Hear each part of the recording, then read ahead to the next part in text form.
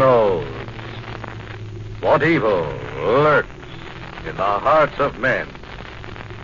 The shadow knows.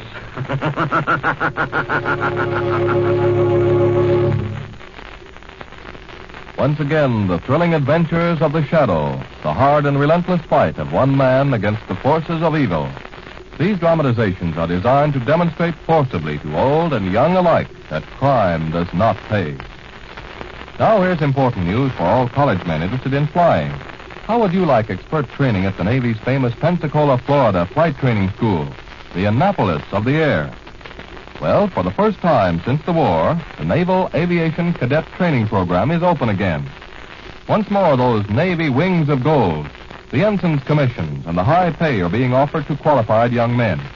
Naval Academy selections are being made now, so if you're single, between 18 and 25, and with at least 2 years of college, you're eligible to apply. For full information on how to get into this thrilling program, visit your nearest Navy recruiting office. And now to the shadow.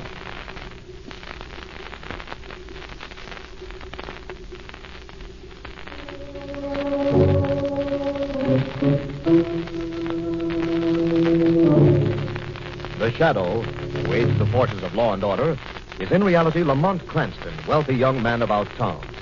Years ago in the Orient, Cranston learned a strange and mysterious secret: the hypnotic power to cloud men's minds so they cannot see him. Cranston's friend and companion, the lovely Margot Lane, is the only person who knows to whom the voice of the invisible shadow belongs. Today's drama, Dead Man's Ride.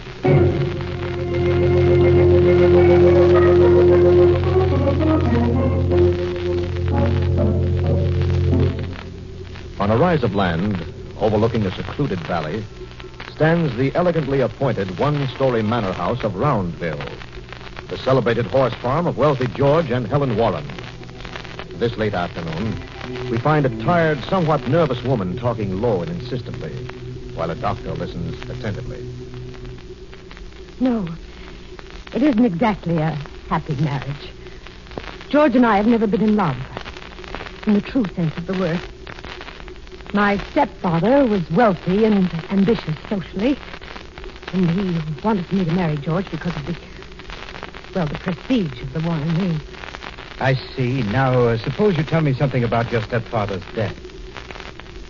Please, Peter, do we have to talk about that? My dear, you must remember this isn't a general conversation, but an important psychiatric treatment. I know, Peter. And you've been so kind and patient and helpful. It's been wonderful having you here for the past 2 weeks. I want to see you well again, Helen. I want very much to see you well. I'll do anything you say, Peter. Well, now suppose you tell me about your late stepfather. You weren't exactly on friendly terms, were you? No, we weren't. He had forced my marriage with George. I didn't like that. But his death did come as a terrible shock to you. Well, not exactly. No, it wasn't exactly a shock. I see. Where were you precisely at the time your father fell from the horse and was trampled to death? Why, I was... Yes, Helen, dear. Tell both of us. George. Where were you at precisely when the so-called accident occurred? I didn't hear you come in, George. Obviously. Or you and the good doctor wouldn't still be holding hands, would you? George, stop being ludicrous. You're drunk. Drinking is my vice, isn't it, Helen? And yours is psychiatry. Or is it something more dangerous? Something to do with horses? Warren, I won't have you upsetting my patient with your ridiculous accusations. Ridiculous, Doctor. Helen's word is ludicrous. You two should stick together, Dr. Stark, shouldn't you? I think we've had about enough of this. Isn't that your horse waiting for you just outside the door? Yes, Doctor, that's Bruno. I'm riding him this afternoon. You're riding Bruno? Yes, the horse is perfectly safe, providing no one tampers with the saddle straps before he's mounted. What do you mean? I mean the saddle straps left unbuckled can throw a rider. And Bruno loses his head when he sees his rider on the ground. He tramples them, like he did your stepfather, remember? George, please. Are you going to jump Bruno today, George? Jump that wild stallion? Why, he's tough enough to hold on the flat. But it wasn't so long ago that you were boasting about what a fine jumper you were going to make of him, George. Yes, he seems to have changed. He's become, shall we say, more cautious, if that's the word for it. You think I'm afraid to jump that horse? I'm not afraid of any horse in the world. I'll jump him, and I'll come back and laugh in your face. Here. I thought this was a sick room. What's all the excitement? Hello, Father. You're just in time, Mr. Warren. George is going to jump that crazy Bruno horse for the first time. Jump Bruno? No, George, I won't let you. Why, that's the horse that killed Helen's stepfather. Father, I've made up my mind. And just in case you two would like to watch the performance, there's an excellent view from this large window. Oh, George, you can't. I forbid it.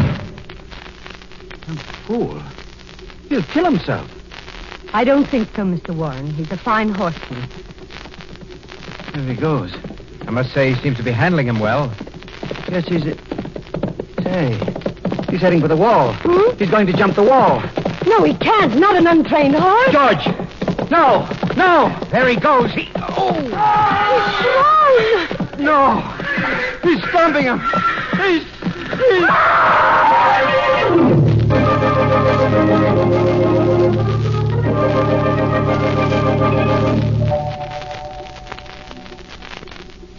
George is dead, isn't he, Peter?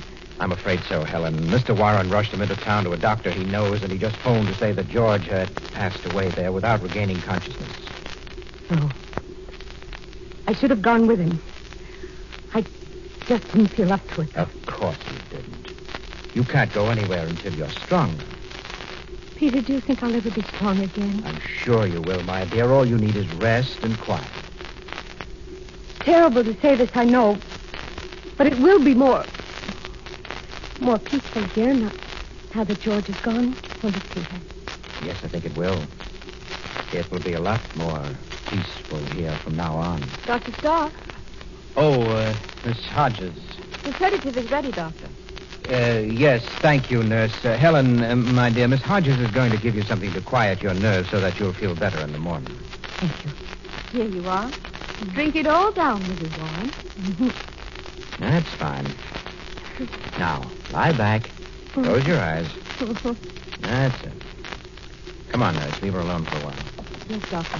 Mr. Warren has coffee waiting in the living room. Good. I could stand some coffee.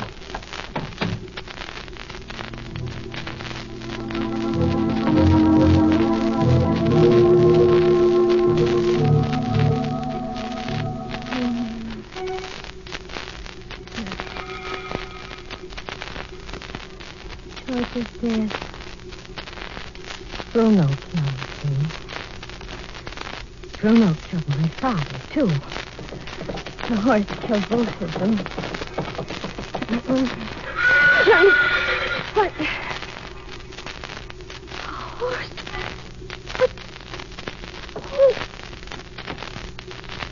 Footsteps. They sound like... No, it can't be.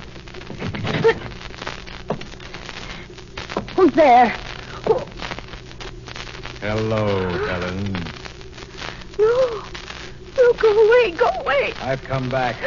Don't be afraid. You know me, Helen. You sent me to my death. No. First it was your father, Helen. Then it was me, but I've come back to you, see? I've come back. No, go away. Go away.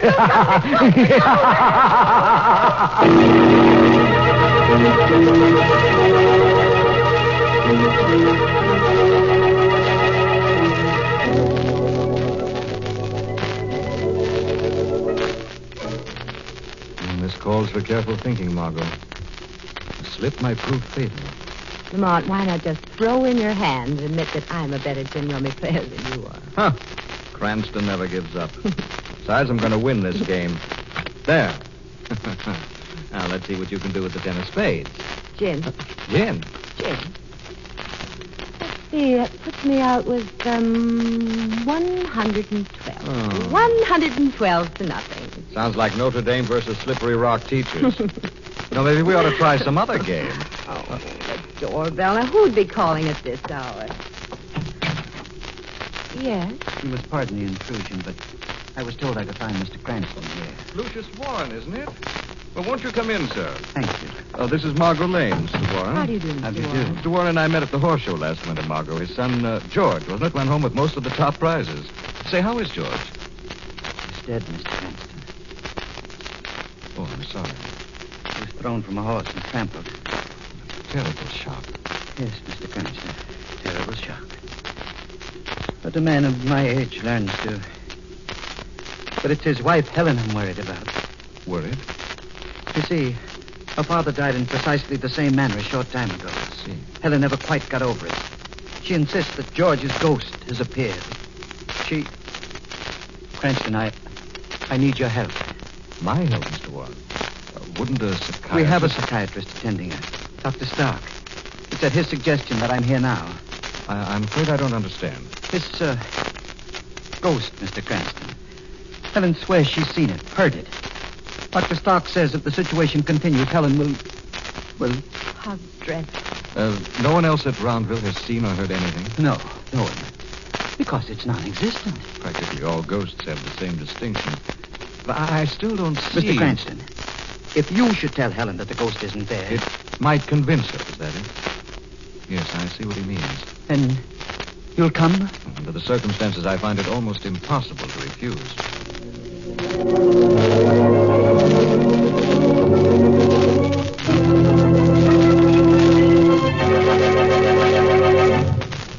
But I tell you, Mr. Cranston, I saw him. I saw George in this very room. Mrs. Warren, is it possible it could have been someone else? Someone who merely pretended to be George's ghost? No.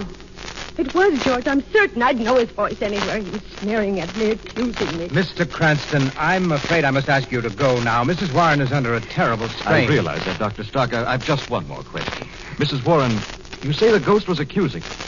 Yes, he was. Accusing you of what? Mr. Cranston, I'm afraid I can't allow my patient to answer that question at this particular time. Doctor, if I'm to be of any assistance, I must know the facts.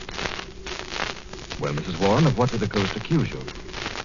He was in a vapor, in a misty cloud. He sneered at me. He accused me. Of what? Of what? I don't know. I don't know what he accused me of. I don't know. I think you'd better leave now, Mr. Cranston. We can talk later in the library. Very well, Doctor. And we do have several things to talk about, wouldn't you say?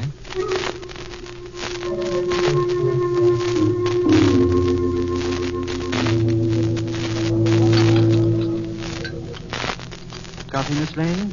Miss Hodges? Thank you, Mr. Warren. I'd like some. I have plenty. Mr. Cranston? None for me, then. I'll have another cup if you don't mind. Yes, of course, Doctor. There you are, Doctor. Is Helen sleeping? Yes, I've given her a sedative. I'm afraid her interview with Cranston here was a trifle upsetting. I'm sorry. There were certain questions that were necessary.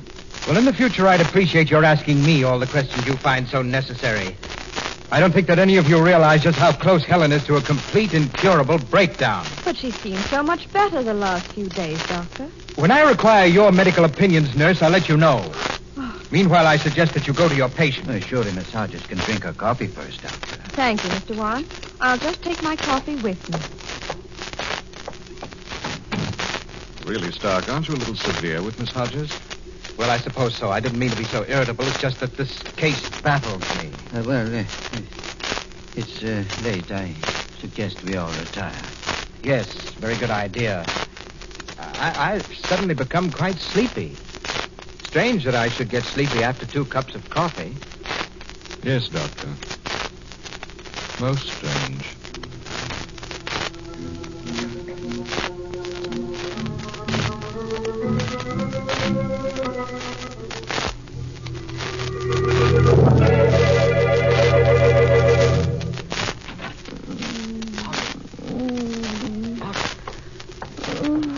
Margot, wake up. Wake up. Come quickly. I don't understand. Oh, Mom, I'm so sleepy. You've been drugged, Margot. Quickly, he's coming. The ghost? Yes, hurry. Down the hall here. Hurry, Margot. Mrs. Warren's room. The door is open. Come on, look. The ghost! The cloud of mist. Steady, Margot. He's gone. He's gone. Quickly inside. Lamont, there on the floor. She's dead. Oh. Judging from those staring eyes, she's been frightened to death.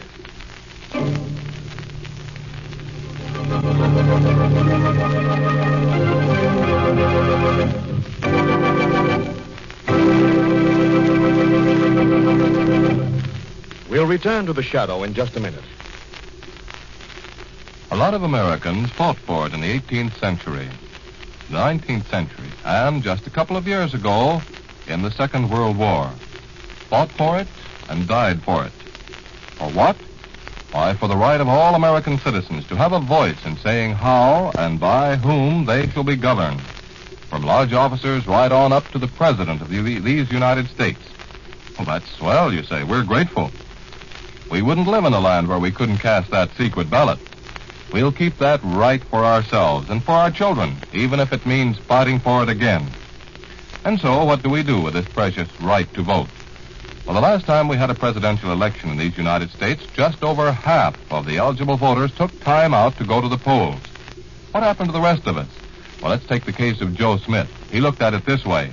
After all, what difference does one vote make? I'm not going to swing the whole election with my vote, but it makes a lot of difference when you multiply that by several million Americans who had something more important to do on that particular day. You see, freedom carries with it a responsibility. And as the old saying goes, you never get something for nothing. Remember, freedom is everybody's job.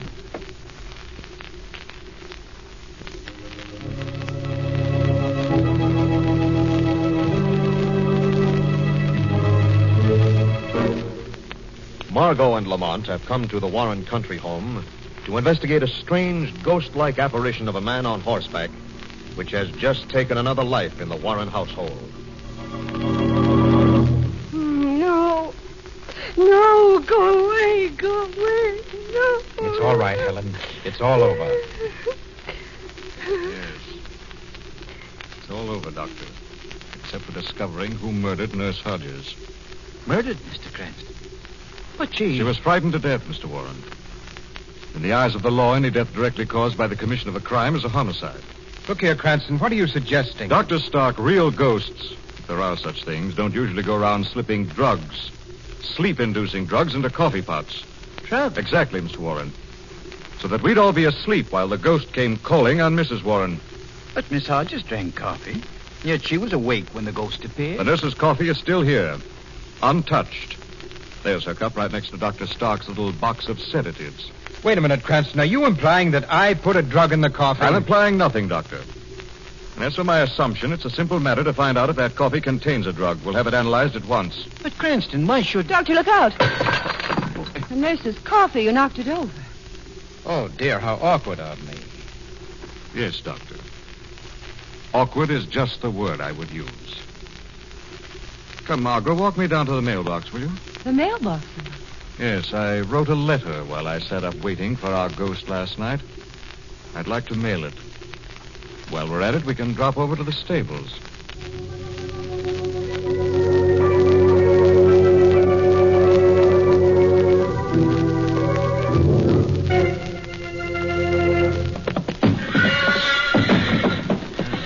High-spirited brute, isn't he, Margot? Vicious, you mean? Yes, easy, fellow, easy. Forgive me for dropping in so unexpectedly, Bruno, but we have a matter of murder to discuss. Easy. Steady, Bruno. Steady. Yes, tell him to be careful. Steady, Bruno. Steady, steady. Ah, steady, that's the boy. Easy. Just going to look at your shoe. Like this. Yeah, won't hurt a bit. I hope. Wow. Did you find something? Yes, come here, look at this. No, thanks. What is it? Steady, boy. It's mud on his shoe. Red clay, and it's fresh. Fresh clay. Yes. I saw a reddish-brown field from my bedroom window. You did? Yes. Lamont, there's an old abandoned house close to it. I saw that from my window, too. Fine. Now we can eliminate the middleman for the time being, perhaps go directly to the source. What do you mean? I mean, Margot, we're close on the heels of a ghost. Come on. Let's have a look at that house you saw from your window.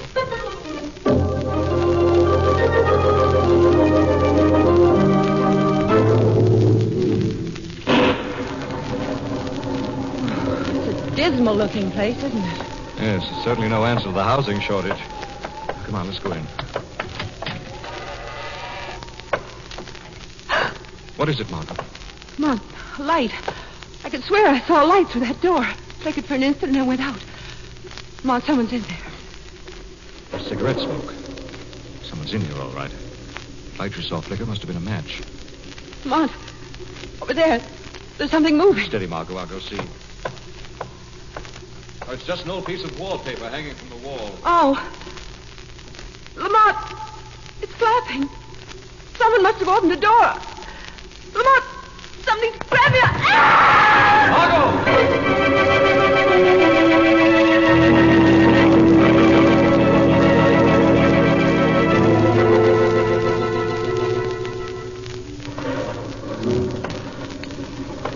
I could swear I heard something in here. What's this? The eminent psychiatrist talking to himself? What? Who's that? I don't see anyone. You can conserve your flashlight battery, Dr. Stark. No one sees the shadow. The shadow? Miss Lane, Doctor, what did you do with her? Miss Lane? You harmed her, Doctor. You'll answer to the shadow. But I haven't seen Miss Lane. I swear. Explain what you're doing here in this house, then, Doctor. I saw a light, and I thought I'd see... Dr. Stark, tell me what you know of the doings at Roundville. Who's behind it all? All right, I'll tell you. It's... window. Down! Get out! Dr. Stark. Doctor, who did this? Who did it?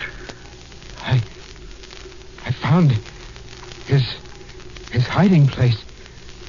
I found out what was going on. It's... oh...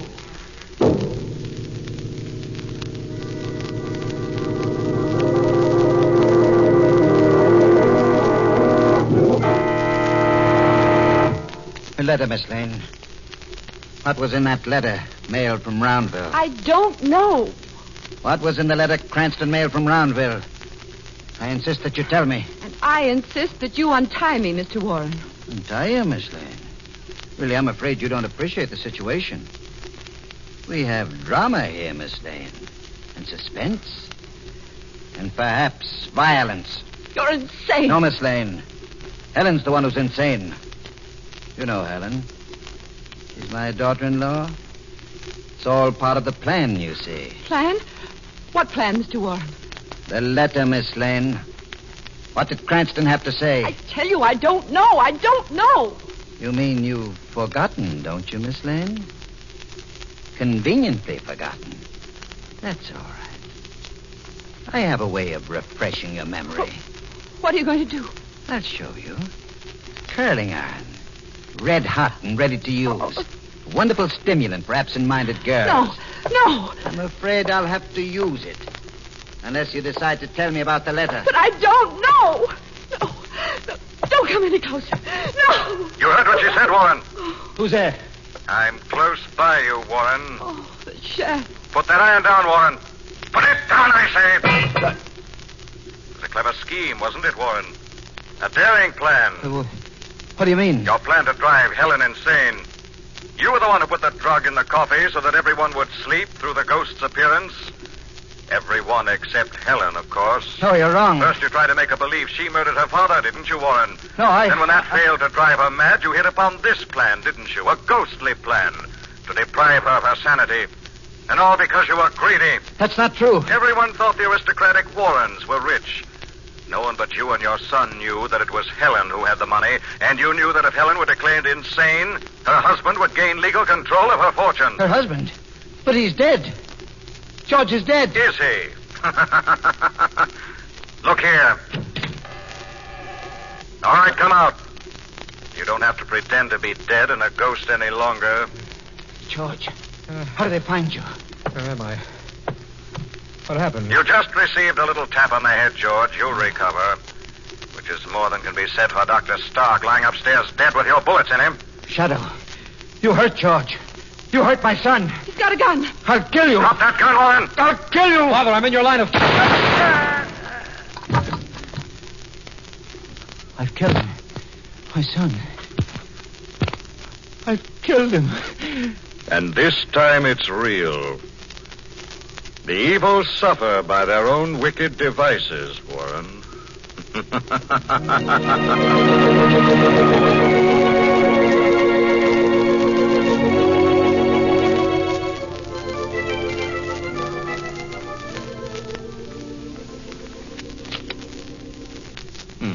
Here you are, Margot. Here's a card I'm sure you can't have any possible use for. Gin. Gin? Gin. Lamont, there's one thing that still bothers me. Oh, it's your deal. Well, what bothers you? The vapor. The misty cloud around the ghost. Oh, I was onto that from the beginning, Margot. Dry ice. Dry ice? Mm-hmm. When dry ice is immersed in water, it vaporizes. Carbon dioxide vapor. Oh. Well, how do you account for the fact that neither Dr. Stark nor Helen saw the supposed body of George nor went to the supposed doctor's office? Well, Helen was ill with shock. Dr. Stark was at her bedside. Oh, this is what I call a good hand. Thank you. My pleasure. Isn't it nice to see Helen Warren up and around and well again? Yeah, it certainly is nice. It's had a terrible experience. Lamont, why did Mr. Warren come to see you in the first place? Oh, he was afraid Dr. Stark wouldn't accept the apparition. He had to have an outside authority to be a witness to his son's ghost. There's just one more thing. What one more thing? That letter you mailed. The one Warren almost killed me for. What was in it? Oh, that. Well, I'd been forgetting to mail it for days. I merely mentioned it as a means of stirring up someone's suspicious nature. I actually did send away for something. Ah, here. Giving you the 6 of hearts. Gin. Gin? Gin. What did you send away for, Lamont? A book. A book? What book? It's called How to Win at Gin Rummy.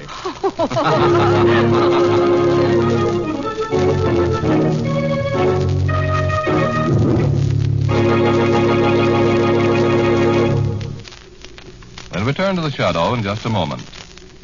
In its highest meaning, American citizenship implies respect for the dignity of man the individual. It has long been a basic American belief that the essential good in men will beat down the bad, but only if the individual is afforded wide latitude in working out his own problems. There is something extremely positive about all this, but don't let anyone twist the thing around. Don't let anyone tell you that in being an American, you are not being something else. Professional patriots invariably employ this trick. Next thing you know, you're an anti-capitalist, anti-socialist, anti-foreign, or anti-half a dozen things.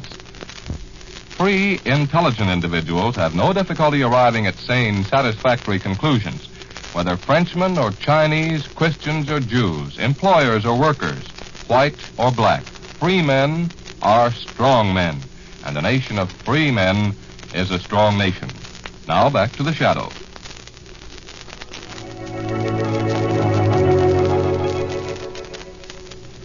This story is copyrighted by Street and Smith Publications, Incorporated. All names and places are fictitious. Any similarity to persons living or dead is purely coincidental. Listen again next week, same time, same station, when the shadow will again demonstrate that The weed of crime bears bitter fruit. Crime does not pay. The shadow knows.